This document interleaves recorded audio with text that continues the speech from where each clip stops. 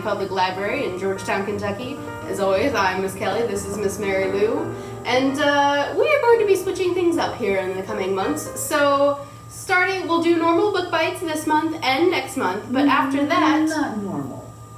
But, okay. Go for it. Not totally normal, but your standard Facebook, YouTube video normal. So after that, we're going to transition to TikTok and YouTube Shorts, and we will come to you once a week, and Mary Lou and I will switch off. We'll still have a theme for the month, but you'll just get one snippet of a book at a time. And we're going to do one book each week on the theme throughout the month. Yes. Yeah. And we're going to try... Mary Lou is not happy about talking very little. This is hard. This is really hard. So today, to make it funny, to test ourselves getting ready to move to a shortened feature, we're going to time ourselves to 2 minutes, which is still too long, but we're going to do it. And then the grumpy timer is going to go off on us when we hit 2 minutes, and we're going to go from there. But this month's theme, as usual in June, is Pride, because it's important. That's right. So we're going to talk about books that deal with LGBTQ themes in some form or another, because there's a variety of ways that it's presented in children's literature. Yes. So let's go. Oh, okay. All right. Ready? Let's see if I can do this in 2 minutes. 3, 2, 1, go. Frankie and Bug by Gail Forman. If you read YA literature, you might be familiar with Gail Forman because that's usually what she writes, but this is her first foray into middle grade fiction. And Bug, the main character, she's 10 years old, it's 1980s, it's during the AIDS epidemic. And her mother's best friend Philip lives upstairs from them in their apartment in San Francisco. His nephew, Frankie, is going to come spend the summer with him. He is dealing with his own sexual identity issues, but what these two kids, they slowly become good friends. They are trying to solve the mystery of who is the serial killer plaguing San Francisco in the 1980s. That part is based on a true story. Golden State Killer? I forget what they call it, the something marauder in this book. But the AIDS crisis was real in the 1980s. It was horrible. And this serial killer was real, and these kids are going to figure out who it is. How did I do? You did just under a minute, Miss Mary Lou. Hey! Look at See? that. Woo! Mary Lou was like, I don't know how I can do that in this short amount of time. Well, I talked really fast. You did. That's the idea. All right. You wanna start my timer?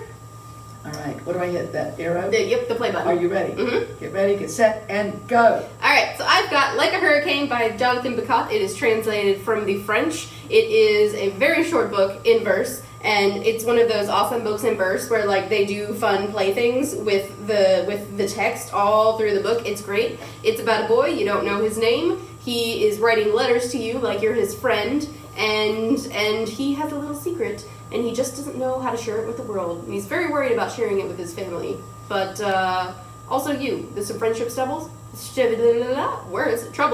and it's fantastic. Excellent. Love it. Wow. That was like 35 seconds. Good Lord. Mary Lou thinks that I talk longer than her, and I don't believe it. So if you got this far in the video, you should comment and tell us which is true. All right, this is going to be the hard one. This is my real test. All right. Ready? And go. Fight and Flight. It's written by Jules Macias. This book, we have it as a tween book now, but it is going to go in our teen section. We think this book is a little bit beyond a typical tween book. There are two main characters in this book, Avery and Sarah, and they're both narrators. Avery is a pansexual, identifies as pansexual, meaning she likes girls, she likes boys, just whoever she happens to crush on at that moment is who she's drawn to. She has two moms. One of her moms is a trans woman. She is starting to crush on this girl in her class named Sarah, who is painfully shy. Sarah comes from a conservative Catholic family, is very artistic. One of the best things about this book, there's so much to say about this book, is Sarah's pages are all illustrated. The chapters go back and forth, and the artwork is beautiful. It's all done by the author, Jules Macias, is a fabulous artist. And she expresses herself a lot in her art, and she's kind of crushing on Avery too. So that's part of what's going on. But there's a lot more going on in this book as well. Avery has a disorder called HEDS. It's Ehlers-Danlos? Ehlers. Ehler. Yeah. Ehlers-Danlos. Yeah, and it's a disorder of the joint. She has a lot of pain, and she's a very active, high risk taking person, and her life is becoming smaller and smaller, and she's very angry about it. And so there is what is kind of the catalyst of all the action in the book is a school shooter drill, active shooter drill in their school. Only they have this company that comes in and they're shooting guns, and the kids think it's real. Nobody's telling them it's a drill. And there's a lot of trauma associated with that. And that is part of what draws Avery and Sarah together. A lot going on with this book, with mental health issues, physical health issues, and sexuality. A lot going on in this book. Really, really good. Fight and Flight by Jules Machias. I'm gonna switch. I'm gonna do this one next. Okay. I should have gotten extra seconds for this because I was so short on my first one. Doesn't work like that. Okay. Nope. Go, Kelly. Yeah. Ready, get set, and go.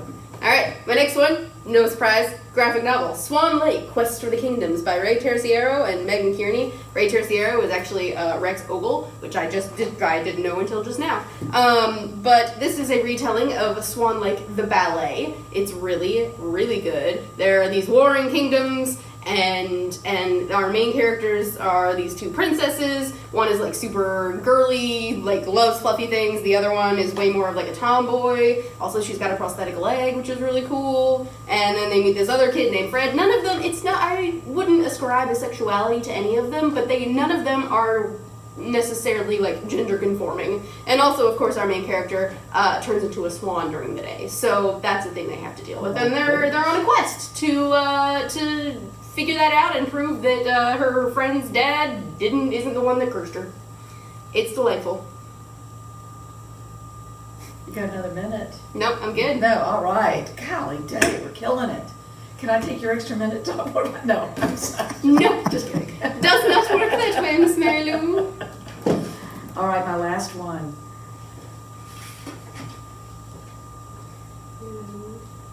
Ready? And go.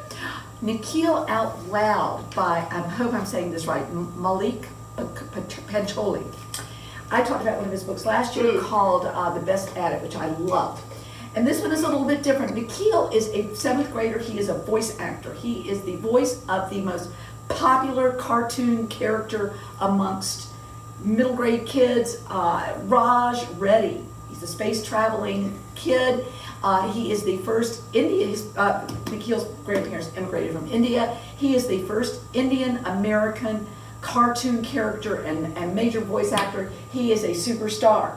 He's living the good life in California with his mom, who is single, but his grandfather, who lives in Ohio, is starting to health declining. He's probably dying, and they get up, they pack up, and they move to Ohio.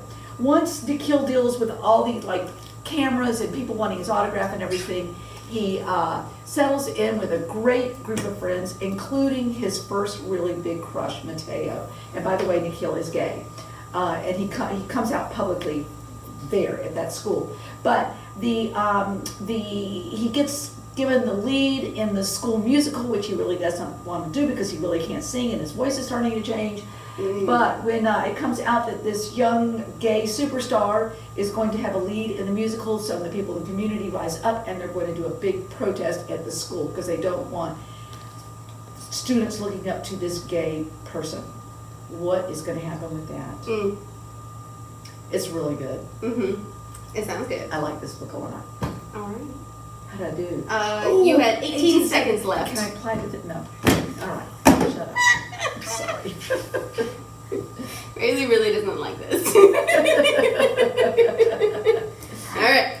You gonna start me? Oh, yeah. Ready, set, and go. All right. My last book for today is Dear Mothman by Robin Gao.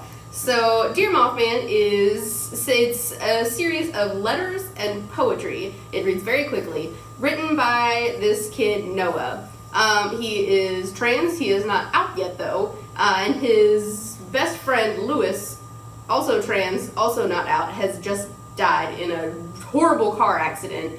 And Lewis really loved cryptids, especially Mothman, and so there's this big science fair at middle school. The highest grade does it, or no, elementary school. The highest grade does it before they move on to the next year. And Lewis wanted to prove that Mothman was real. And while Noah doesn't necessarily believe in Mothman, he feels like it's his duty to like follow. And he's going to do Mothman is his science project, and so he writes letters to Mothman and he leaves them in a notebook outside by a tree every night, and then he sees things, and then he didn't have any other friends, and now I am talking too long, and he slowly he slowly is coming out of his shell a little bit and meets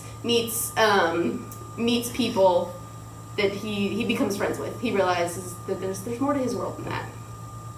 It's really good. Definitely for older readers though. I don't know what happened. Your phone went blank. No, I know. I just said it times out. It's fine. I have 37 seconds left. Ooh. How did we do, guys? What do you think?